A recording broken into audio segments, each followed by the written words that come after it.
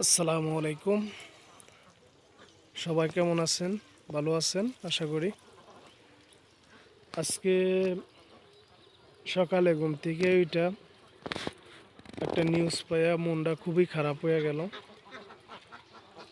আমাদেরই একজন, আমার বংশেরই একজন বড় ভাই কাজী শালম ভাই,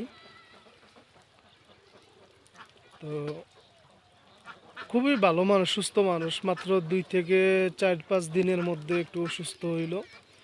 অসুস্থ হওয়ার পরে ঢাকা বার্ডেন হসপিটালে নিয়ে গেল।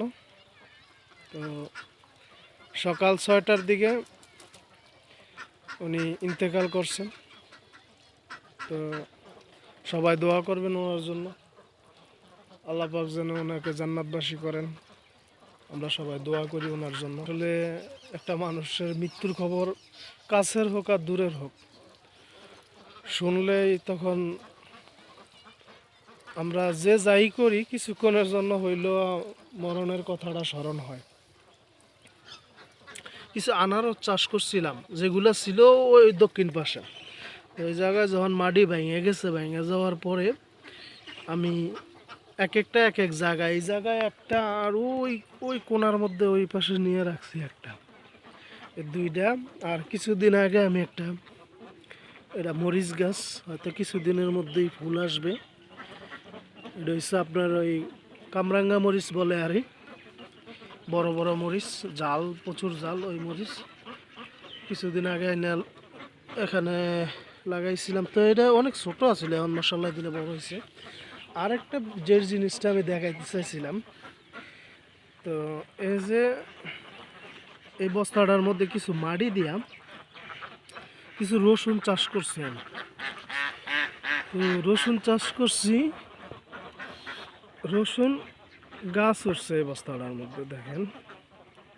কারণ আমি মাঠে এরকম কোনো ফসল টসল কোনো ফসল চাষাবাদ করি না, তো খামারটার ভিতরে চাইলাম যে এভাবে, আসলে ইউটিউব থেকেই দেখা, আমার ইউটিউব থেকে দেখে আমার মন চাইলো যে আমিও করি।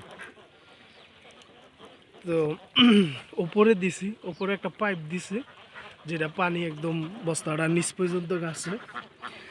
আর বস্তাটার চতুর্পাশে এরকম ছোটো ছোটো ফুটা কইরা আমি রসুন লাগাইছি, যেগুলা আলহামদুলিল্লাহ আজকে মনে 4 থেকে 5 দিন হইব।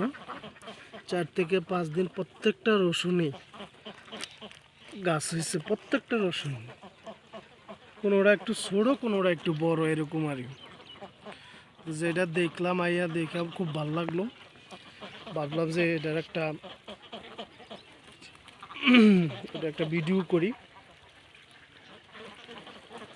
তো আমার আমার চিন্তা ভাবনা আছে যে আমি যখন এই জায়গাটার মধ্যে আমি বরট কইরা, এই জায়গাটা পুরা জায়গাটা আমি বরট করতে পারবো, তো ছোটো ছোটোভাবে ছোটো ছোটো আকারে এখানে কিছু বেড কইরা আমি এই জায়গায় কিছু রসুন, পেঁয়াজ চাষাবাদ করবো।